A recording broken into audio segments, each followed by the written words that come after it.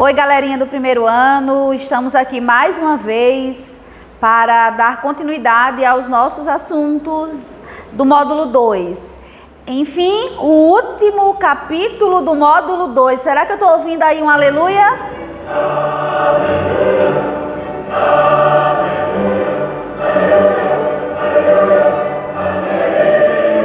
Aleluia, então, que acabamos esse módulo, não é? Módulo 2 sendo finalizado com um dos melhores assuntos da biologia. Por que melhor? Porque vamos falar sobre o desenvolvimento embrionário. Quem aí nunca se perguntou como você foi gerado dentro do útero da sua mamãe? Como é que depois de uma relação sexual, encontro de espermatozoide e óvulo, você foi gerado? Então vamos começar a descobrir a partir de agora. O desenvolvimento embrionário, na verdade, ele estuda todas as etapas para que ocorra a formação do embrião. Lembrando que a embriologia que nós vamos estudar aqui é comparada, ou seja, de todos os animais. Só que eu sempre vou fazer referência à embriologia humana para ficar mais fácil para que vocês entendam. Como inicia o processo de desenvolvimento embrionário? Espermatozoide encontra o óvulo, fecunda e forma uma célula chamada de célula ovo ou zigoto. Essa célula ovo ou zigoto vai passar por uma série de divisões celulares. E quem aí lembra qual é a divisão celular responsável pelo crescimento dos organismos pluricelulares? Pensa aí um pouquinho. Espero que vocês tenham pensado em mitose.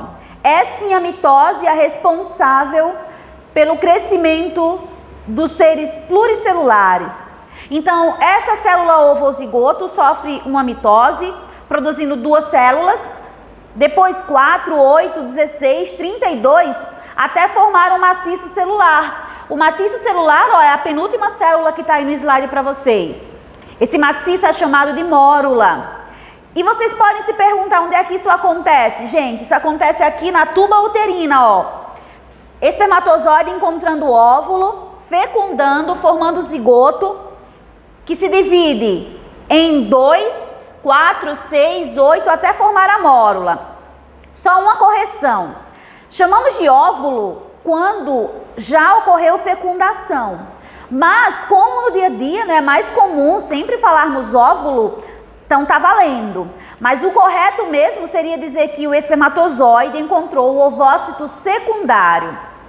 Então, o ovócito secundário, que quando é fecundado, fusão de DNA, forma o óvulo. Mas como eu disse, popularmente, não vamos chegar por aí dizendo, eu liberei meu ovócito secundário. Geralmente chamamos de óvulo e, como eu disse, está valendo, não está errado não. Mas, biologicamente falando, o óvulo é somente quando ocorre fecundação. Só essa observação aí para que vocês não esqueçam, ok? Aí, gente, a depender do tipo de animal, esse ovo, essa célula ovo ou zigoto, pode ter mais ou menos nutrientes. Esses nutrientes são chamados de vitelo. E ele serve para que possa nutrir o embrião durante esse desenvolvimento. Se o embrião logo em seguida vai ter contato com a mãe, como no nosso caso, que forma placenta e cordão umbilical, então dentro do ovo vai ter menos vitelo. Se o embrião, o filhote, se desenvolve sem contato com a mãe, como o caso de aves, répteis, por exemplo, dentro do ovo tem que ter mais vitelo. Então, de acordo com a classificação, nós temos 4 tipos de ovos. Estão aqui, Esses ovos são classificados de acordo com a quantidade de vitelo. Então, eles podem ser chamados de oligolécito. Oligo quer dizer pouco, lécito, vitelo. Esse daqui, o primeiro, oligolécito, também chamado de isolécito ou alécito. As literaturas acabam colocando termos distintos, mas quer dizer que é um ovo que tem pouco vitelo. São animais que se desenvolvem e logo em seguida vão ter contato com a fêmea, com a mamãe deles, recebendo nutrientes e oxigênio. Nós, mamíferos placentários, apresentamos ovos do tipo oligolécito. Ovos heterolécitos. Alguns autores também chamam de telolécitos incompletos. Ovos heterolécitos apresentam a quantidade de vitelo irregular. Por isso que aqui o ovo vai formar dois polos, um polo animal e um polo vegetativo. O polo animal é onde encontramos o núcleo e o vegetativo é onde vai ter uma maior quantidade de vitelo, que nesse caso vai ser embaixo. Então vai ter mais vitelo embaixo no polo vegetativo e menos vitelo em cima no polo animal, onde está o núcleo. Apresentam ovos heterolécitos anfíbios. Ovos megalécitos. Mega quer dizer muito, então tem muito vitelo. É típico de animais ovíparos, como aves, répteis e alguns mamíferos, como o ornitorrinco. No caso dos ovos megalécitos, nós também podemos chamar de telolécitos completos, quase não sai. Telolécitos completos. Tem tanto vitelo no polo vegetativo que o polo vegetativo não se divide. Ele não vai se dividir como anteriormente nós tínhamos visto. Nesse caso, o polo animal é que vai sofrer os processos de mitose. Somente em cima, e vamos ver daqui a pouco. Ovos megalécitos, como eu disse, são típicos de répteis, de aves, de animais ovíparos de forma geral. E ovos centrolécitos. Os ovos centrolécitos apresentam vitelo somente na região central. Ele é típico de animais que se desenvolvem de forma muito rápida. Por exemplo, artrópodes. Então, tanto o desenvolvimento deles é rápido, quanto também o tempo de vida é curto. Então, ovos centrolécitos apresentam vitelo somente na região central. Por isso o nome. Gente, o desenvolvimento embrionário é dividido em 3 fases. 3, anota aí. Primeira fase é chamada de segmentação ou clivagem. É responsável pelas mitoses. Segunda fase é chamada de gastrulação. E terceira fase é chamada de neurulação ou organogênese.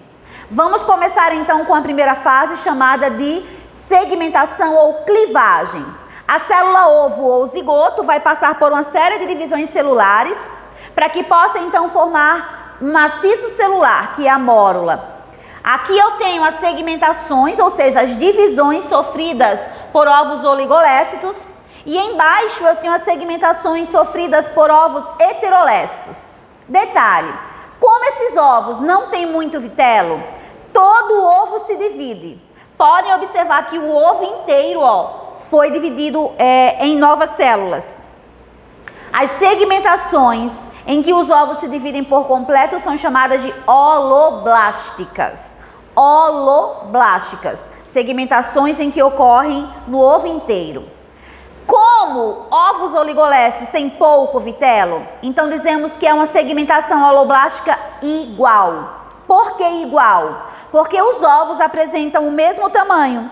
Os ovos, apresentam o mesmo tamanho, dividiu-se em 2 do mesmo tamanho, 4 do mesmo tamanho, até formar a mórula, que é um maciço celular. Então, os ovos oligolécitos sofrem segmentação holoblástica igual, porque as células produzidas apresentam o mesmo tamanho. Ovos heterolécitos sofrem segmentação holoblástica desigual. Por que desigual? Porque tem mais vitelo embaixo. E lembra que eu disse que quando tem muito vitelo, quando tem uma quantidade maior de vitelo, o ovo tem dificuldade de se dividir? Então, esses ovos produzem células com tamanhos irregulares. Olha aqui, maiores embaixo e menores em cima. As células menores são chamadas de micrômeros. As células maiores são chamadas de macrômeros. Então, ovos oligolécitos sofrem segmentação holoblástica igual. Ovos heterolécitos sofrem segmentação holoblástica desigual. Essas célulazinhas que são formadas, recebem o nome de blastômero. Blastômero. Então, bora lá de novo. Zigoto divide-se por mitose formando a mórula. Depois de formar a mórula, nós vamos ver que vai formar a blástula. E é aí que encerra a primeira etapa chamada de segmentação ou clivagem. Aqui eu tenho a segmentação que ocorre em ovos com muito vitelo, que são os ovos chamados de megalécitos E os ovos centrolécitos. Ah, mas ovos centrolécitos não tem tanto vitelo. Não tem, mas ele está concentrado em uma região central. Então, por isso que é parcial. O tipo de segmentação não é no ovo inteiro. A segmentação que não ocorre no ovo inteiro, que só ocorre em uma porção do ovo, é chamada de meroblástica. Então, meroblástica é a segmentação que só ocorre em uma porção do ovo. Primeiro tipo de segmentação meroblástica, discoidal. Por que discoidal? Porque ocorre no disco superior, ó. Lembram dos ovos megalécitos que eu falei agora anteriormente? Que eu disse que embaixo tem tanto vitelo que não tem como a célula se dividir, só se divide no polo animal que está em cima. Então é isso que acontece com esses ovos aqui, ó. Primeiro divide-se em 2, 4 e até formar o disco germinativo. Esse disco germinativo fica em cima, por isso que esse tipo de segmentação é chamada de meroblástica discoidal. Lembrando que ocorre com animais ovíparos, tipo o pintinho, em que o pintinho não tem contato com a galinha, né, com a sua mamãezinha. Se desenvolve somente dentro do ovo e quando está prestes a nascer é que o ovo quebra. Ou seja, tudo que ele precisa para se alimentar até se formar está dentro do ovo. Tem muito vitelo. E ovos centrolécitos sofrem segmentação meroblástica superficial. Ocorre somente na região onde se encontra o vitelo, que é a região central. Típica de artrópodes. Então, olha, os núcleos aqui, novos núcleos, depois eles se separam até formar as células que são os blastômeros. Então, a célula se divide, só que na verdade divide produzindo novos núcleos que depois serão isolados, serão separados. Então, essa daqui é a primeira etapa do desenvolvimento embrionário. Gente, tudo isso daqui ocorre no máximo após 5 dias do encontro do espermatozoide com o ovócito. Então, digamos que teve a relação sexual hoje, a mulher estava fértil, fecundou. Daqui a mais ou menos 5 dias, dentro da tuba uterina, tudo isso aqui vai acontecer. E ela nem imagina. Por isso a importância de se prevenir quando não for uma gravidez planejada, ok? Então, a prevenção é importantíssima, porque nos primeiros dias, o novo ser já está se formando aí dentro do seu corpo, dentro da fêmea. Vamos à segunda etapa. Gente, depois que a mórula se forma, a mórula é um maciço celular. Essas células que estão no meio serão empurradas para as extremidades, formando uma nova célula chamada de gástrula. Então, depois da mórula, vem a gástrula. A gástrula, ela é oca. Olha aqui a gástrula, ó. Desculpa, gastrulação é a etapa. Blástula é o nome dela. Então, ela é chamada de blástula, tá? Com B. São bem parecidas. Então, olha aqui a blástula, ó. A blástula é igual à mórula. A diferença é que a mórula é um maciço. Imaginem aí uma bola de sinuca. Já a blástula, ela é oca no meio. Essa região central é chamada de blastocele. É o espaço interno. As células aqui, ó, que preenchem a blástula, e ela finaliza a primeira etapa, que é chamada de segmentação ou clivagem. A partir da blástula, vamos começar o processo de gastrulação. Então, primeira etapa, segmentação ou clivagem, que encerra com a formação da blástula. Segunda etapa, gastrulação. A blástula vai sofrer um processo que nós chamamos de invaginação. Essas células aqui de baixo, ó, essas células que estão aqui embaixo, vão continuar se multiplicando e sobem num processo que nós chamamos de invaginação. Esse tecido aqui encosta na parte superior, que já é aquela segunda imagem que está ali, ó. Observem que o desenho está até com cores diferentes para vocês observarem que essas células vieram da parte de baixo. Então, nesse caso, ó, o folheto externo, que é chamado de ectoderme, externo, ectoderme, e o folheto interno, que é o amarelinho, chamado de endoderme. Esses folhetos embrionários, posteriormente, servirão para originar os nossos tecidos, órgãos e sistemas. Por isso que esse primeiro período de 3 meses, ele é muito importante para garantir a plena formação do feto. Existe uma abertura, gente, na gástrula. Essa abertura é chamada de blastóporo. Então, poro vem da abertura. Qual a importância do blastóporo? O blastóporo vai originar a boca ou o ânus do animal. Se o blastóporo originar primeiro a boca, esses animais são chamados de protostômios. Repetindo, e anota aí. Se o blastóporo origina primeiro a boca, esses animais são chamados de protostômio. Se o blastóporo origina primeiro o ânus e depois a boca, eles são chamados de deuterostômios. Então não esqueçam disso. Deuterostômios, nós só temos os equinodermos, como estrela do mar, ouriço do mar, e os cordados, peixes, anfíbios, répteis, aves e mamíferos. Todos os outros animais que nós chamamos de invertebrados são chamados de protostômios, com algumas exceções, como o caso das esponjas, que não têm tecidos verdadeiros. Mas deuterostômios só temos 2, que são os equinodermos e os cordados. Então a gastrulação encerra com a formação de 2 folhetos embrionários, que são ectoderme e endoderme. E a abertura do blastóporo, que vai ser responsável pela origem de boca ou ânus. Olha só, durante essa formação, entre a gastrulação e a próxima etapa que nós chamamos de neurulação, vai ocorrer o desenvolvimento de uma cavidade, onde vai ocorrer o desenvolvimento corporal do animal. Essa cavidade é chamada de celoma. Celoma. Então, celoma é uma cavidade onde vai ocorrer o desenvolvimento corporal do animal. Existem os animais que não têm celoma, que não têm a cavidade. Por isso são chamados de acelomados, como os plateumintos. Existem animais que apresentam a cavidade, só que ela não é revestida externamente pela mesoderme, internamente pela mesoderme. Para ser celoma, ele tem que ser revestido tanto externo quanto interno pela mesoderme, que é um novo folheto que está se formando aqui. Então, os pseudocelomados, lembrando que pseudo quer dizer falso, os pseudocelomados têm a cavidade. Só que por dentro ela não é revestida pela mesoderme, ela é revestida pela endoderme. Então essa cavidade é preenchida por um líquido. Como exemplo de pseudocelomado, nós temos os nemateumintos.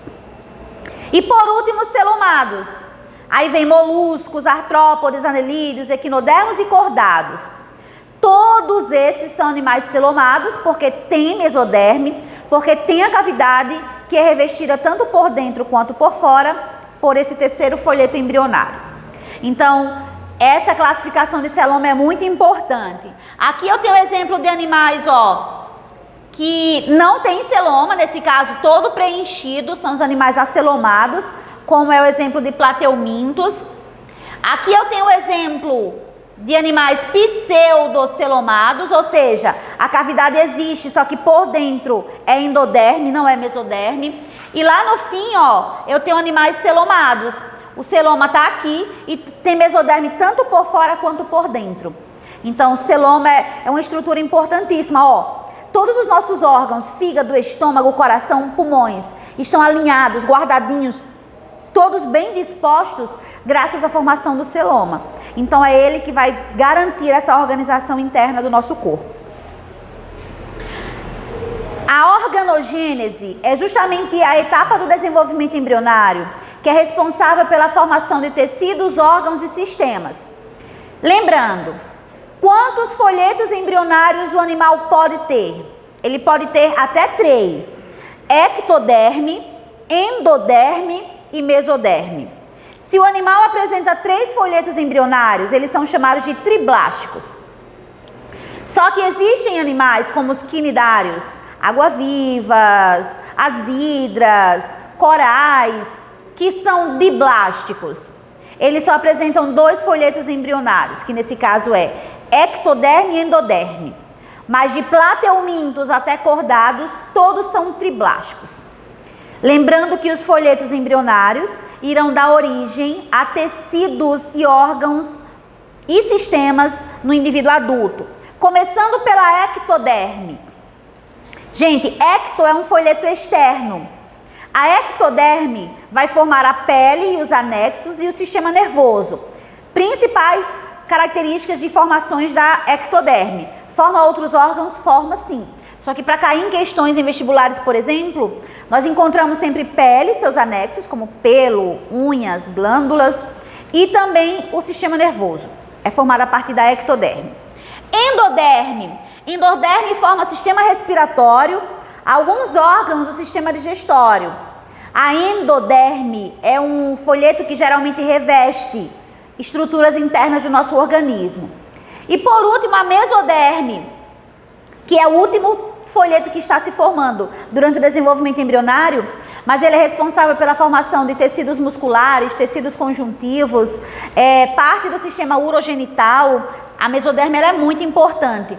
Forma, na verdade, muitos dos tecidos que nós conhecemos como tecido muscular, tecido conjuntivo, enfim, ele é muito importante, é um folheto importantíssimo. Por último, a neurulação. Então, ó, nós já vimos segmentação ou clivagem, que é até a blástula, gastrulação, que é aquela que forma o blastóporo, e agora neurulação. A neurulação é a última etapa que conclui a formação do celoma, que conclui a formação da mesoderme. Aquela abertura do blastóporo começa a se fechar, lembrando que aqui, ó, é a célula inteira, né? A estrutura inteira ele dividiu, um corte transversal. E aqui eu tenho, ó, o início da formação, primeiro ocorre o fechamento do blastóporo com a placa neural, é a ectoderme que vai ocorrer, que vai permitir a formação, o fechamento do blastóporo. Nesse caso, ó, essa estrutura que fecha o blastóporo é chamada de placa neural. E olha a mesoderme se formando aqui embaixo.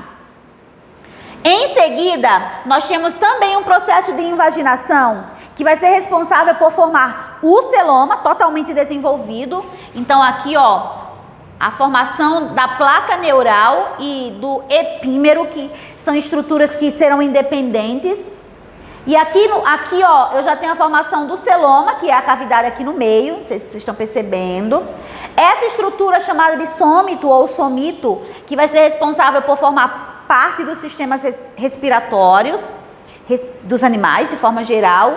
Tubo neural também vai ser responsável pela formação do sistema nervoso. E aqui o início da formação da notocorda. A notocorda finaliza, ó, e está presente em animais cordados. Ela tanto pode ficar durante a vida inteira do animal, como é o caso do anfioxo, quanto ela pode desaparecer e ser substituída pela coluna vertebral. O que é a notocorda? É uma estrutura que sustenta o embrião durante o desenvolvimento. Então a neurulação é responsável pela formação aqui, ó, da mesoderme, né, finalização da mesoderme, notocorda quando o animal apresentar, e aqui eu tenho a endoderme, revestindo o que nós chamamos de intestino primitivo. O orifício da endoderme é chamado de arquêntero. O arquêntero é o intestino primitivo desse animal. Então, nesse caso, a neurulação é uma etapa muito importante também, é uma etapa muito delicada, responsável pela formação de estruturas que serão importantes para o desenvolvimento embrionário. Aqui, por fim, ó, a neurula toda pronta, com a mesoderme, a notocorda, aqui o intestino primitivo, esse folheto amarelo é a endoderme, o vermelho é a mesoderme e esse externo aqui mais alaranjado é a ectoderme. Então a neurulação finaliza com a formação dessa estrutura. Embrião formado. Agora, os anexos que vão garantir a sobrevivência do embrião dentro da mãe também têm que ser formados. Esses anexos, então, permitem que o embrião se comunique com a mãe ou sobreviva dentro do ovo, por exemplo, que ele está sendo formado. Gente, aqui eu tenho um ovo de um animal ovíparo, como é o caso de répteis e aves. Observem que o embrião está aqui no meio, ó.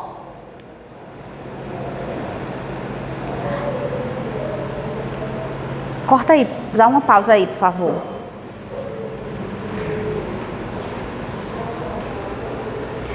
Então, finalizamos o desenvolvimento embrionário com a neurulação. Eu vou dividir essa aula em duas partes, porque ela é muito longa, o conteúdo é muito longo.